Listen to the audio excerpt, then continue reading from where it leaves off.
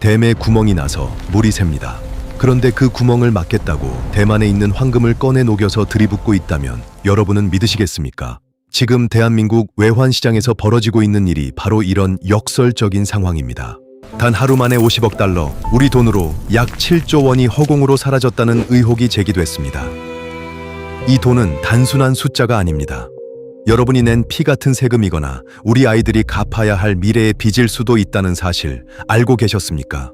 정부는 급한 불을 껐다고 말하지만 미국은 이제 한국을 환율 조작국이라는 무시무시한 이름으로 부를 준비를 하고 있습니다. 이 영상이 끝날 때쯤이면 여러분은 국가의 도박판에서 내 지갑을 지킬 방패를 얻게 될 것입니다. 지금 바로 눈높이 경제 시선에서 시작합니다. 2025년 12월 24일 크리스마스 이브였습니다. 시장에는 이상한 평온함 대신 공포가 감돌았죠. 1480원을 위협하던 원달러 환율이 마치 누군가 강제로 끌어내린 것처럼 장중에 30원 넘게 수직 낙하했습니다. 이게 자연스러운 시장의 흐름이었을까요? 아니면 보이지 않는 거대한 손이 작용한 결과였을까요? 한국경제신문의 12월 24일 보도에 따르면 이날 외환당국은 정부의 능력을 보게 될 것이라는 초강력 경고장과 함께 무려 50억 달러 이상으로 추정되는 매도 물량을 쏟아냈다고 합니다. 50억 달러, 감이 잘 안 오시나요? 우리 돈으로 약 7조 원에 달하는 거금이 단 하루 만에 시장 방어용으로 투입된 겁니다. 시중은행의 외환 담당 임원들은 입을 모아 말합니다. 환율이 1440원대까지 밀린 걸 보면 50억 달러 그 이상이 나왔을 수도 있다라고요. 정부는 구체적인 액수를 밝히지 않았지만 한겨레 역시 수십억 달러 규모의 실개입이 동반됐다는 게 시장의 지배적 추정이라고 보도했습니다. 즉, 우리는 지금 엄청난 대가를 치르고 환율을 잠시 붙잡아둔 셈입니다. 문제는 이것이 단순히 돈을 썼다로 끝나는 게 아니라는 점입니다. 자본주의 시장에는 심판이 있습니다. 바로 미국입니다. 미국은 자신들의 물건을 사주는 나라들이 환율을 인위적으로 조작해서 이득을 보는 것을 가장 싫어합니다. 50억 달러라는 거금을 하루에 쏟아부은 행위, 과연 미국의 눈에는 어떻게 비쳤을까요? 미국 재무부는 마치 깐깐한 선생님처럼 매년 성적표를 매깁니다. 그들이 환율 조작국이라는 빨간 딱지를 붙이는 기준은 명확합니다. 3가지 조건이 있는데 이 중 2개만 걸려도 관찰 대상국이라는 예비 명단에 오르고 3개가 다 걸리면 그때는 진짜 문제가 터지는 겁니다.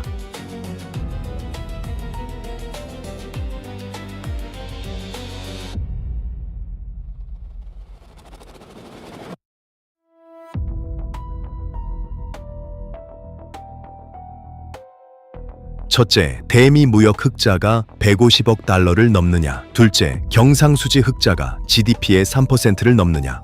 그리고 마지막 셋째가 가장 중요합니다. 정부가 1년 중 8개월 이상 GDP의 2% 넘게 달러를 사고 팔면서 시장에 개입했느냐입니다. 이번 12월 24일에 50억 달러 개입설은 바로 이 세 번째 기준을 정면으로 건드리는 행위입니다. 한국은 이미 2025년 상반기 보고서에서 관찰 대상국 리스트에 올라 있습니다. 벼랑 끝에 서 있는 상태라는 거죠.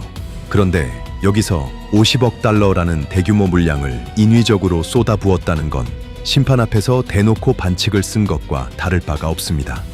미국이 이를 시장 안정을 위한 불가피한 조치로 봐줄지 아니면 불공정 이득을 위한 조작으로 볼지가 관건입니다. 여러분, 환율 조작국이라는 단어가 주는 공포는 단순한 이름표가 아닙니다. 이것은 글로벌 금융시장에서 신뢰할 수 없는 국가로 낙인 찍히는 것을 의미합니다. 동네 빵집도 원산지를 속이면 문을 닫아야 하는데 국가가 돈의 가치를 조작했다는 의심을 받으면 외국인 투자자들은 어떻게 반응할까요? 그들은 뒤도 돌아보지 않고 떠날 것입니다. 만약 미국 재무부가 한국을 환율 조작국으로 공식 지정하면 가장 먼저 벌어지는 일은 소환입니다. 미국 재무장관이 한국 정부를 불러놓고 공식 협의를 요청합니다. 겉으론 협의지만 사실상 시정명령에 가깝습니다. 너희 환율 개입 줄이고 무역 흑자도 좀 줄여라는 요구서를 내미는 것이죠. 이 단계에서 한국은 1년이라는 유예 기간을 얻습니다. 이 기간 동안 우리는 숙제를 해야 합니다. 외환시장 개입을 투명하게 공개하고 경상수지 흑자를 줄이는 계획을 제출해야 하죠. 하지만 흑자를 줄이라는 건 수출로 먹고 사는 우리 기업들에게 물건을 덜 팔라고 하는 것과 같습니다. 경제의 손발을 묶는 셈입니다.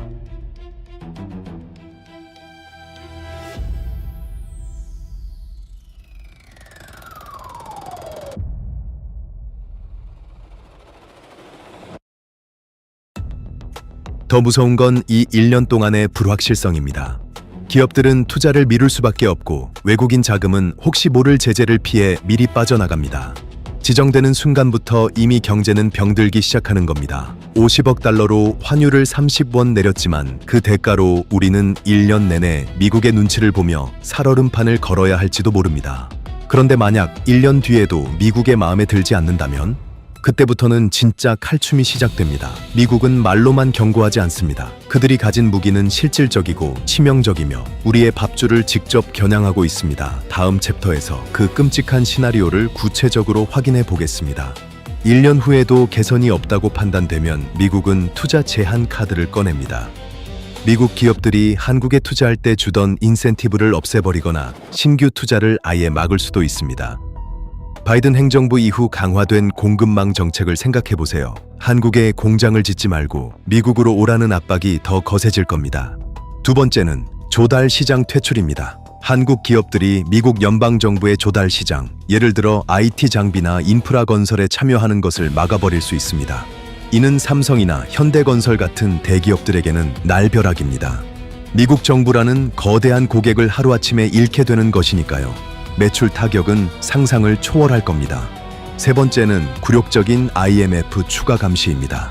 미국은 IMF에 공식적으로 요청해 한국의 경제 정책을 감시하게 만들 수 있습니다. 우리가 1997년에 겪었던 그 IMF 트라우마 기억하시죠? 비록 구제금융은 아니더라도 국제기구가 우리 안방에 들어와 가계부를 검사하고 훈수를 두는 상황이 벌어지는 겁니다. 국가적 망신이자 주권의 훼손입니다. 이 모든 조치들은 한 번에 오지 않습니다. 미국은 이것들을 하나씩 꺼내 들며 협상 카드로 쓸 겁니다. 반도체 보조금 줄여라. 자동차 관세 높이겠다. 환율 문제로 시작해서 결국은 우리 산업 전반을 흔드는 무기가 되는 것이죠. 이것이 바로 환율 조작국 지정이 가져올 진짜 공포입니다. 다시 처음으로 돌아가 봅시다. 12월 24일 하루에 쓴 50억 달러, 한화 7조 원. 이 돈은 어디서 났을까요? 바로 우리의 외환보유고입니다. 외환보유고는 국가의 비상금입니다. 전쟁이 나거나 경제위기가 닥쳤을 때 써야 할 최후의 보루를 단순히 환율 숫자를 예쁘게 만들기 위해 태워버린 것입니다.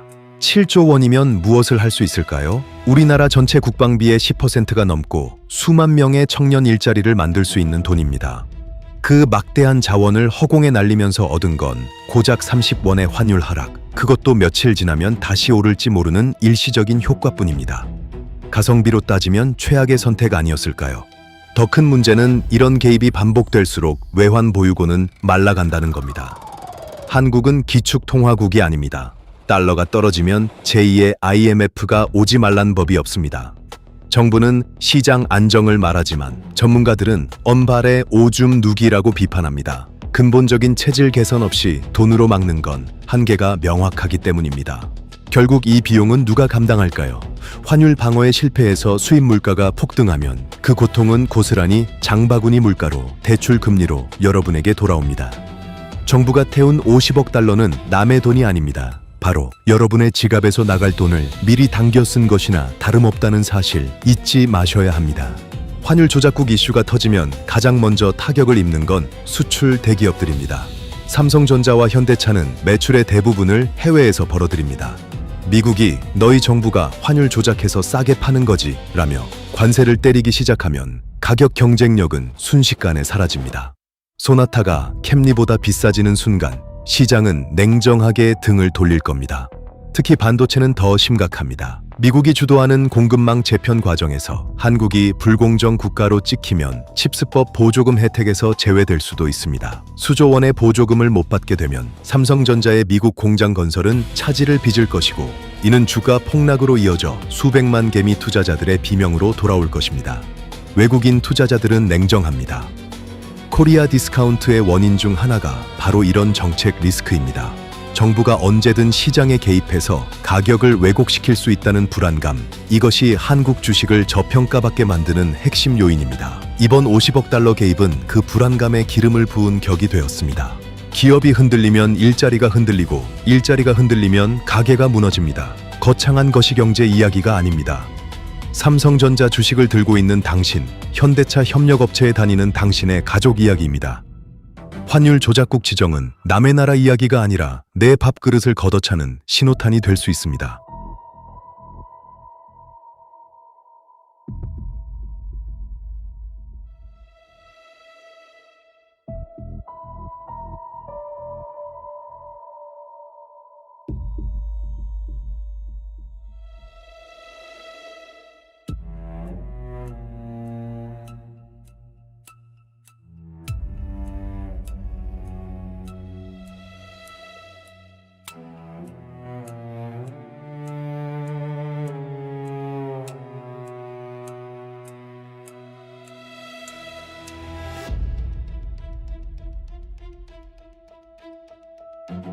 이제 냉정한 결론을 내릴 시간입니다. 국가는 위기가 오면 환율을 건드리고 예산을 더 쓰며 버팁니다.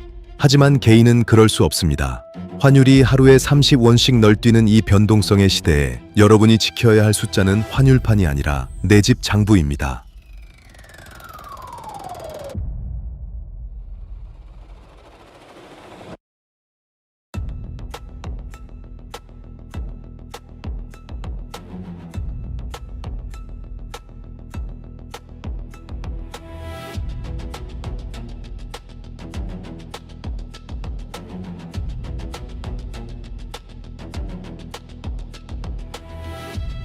첫째, 빚의 비율을 줄이십시오. 금리가 오르면 빚은 흉기가 됩니다. 둘째, 자산의 일부는 반드시 달러로 보유하십시오. 원화가 흔들릴 때 달러는 여러분의 자산을 지키는 유일한 방패가 됩니다. 셋째, 매달 들어오는 현금 흐름을 만드십시오. 환율로 한 방을 노리는 투자가 아니라 환율에 덜 흔들리는 구조를 만드는 게 진짜 고수입니다. 50억 달러가 사라진 12월 24일, 정부는 능력을 보라고 했지만 시장은 한계를 보았다고 답했습니다. 자본주의 시스템은 거짓말을 하지 않습니다. 돈은 언제나 더 안전하고 더 투명한 곳으로 흐르기 마련입니다. 이제 여러분의 돈은 어디로 흘러가야 할까요? 그 답을 찾는 것이 생존의 시작입니다. 환율 조작국 지정 위기, 그것은 단순한 뉴스가 아니라 우리 경제의 체력이 바닥났음을 알리는 경고등입니다. 경고등이 켜졌을 때 멈춰서서 정비하는 사람만이 끝까지 달릴 수 있습니다. 여러분의 계좌에도 안전벨트를 매시기 바랍니다. 눈높이 경제 시선이었습니다.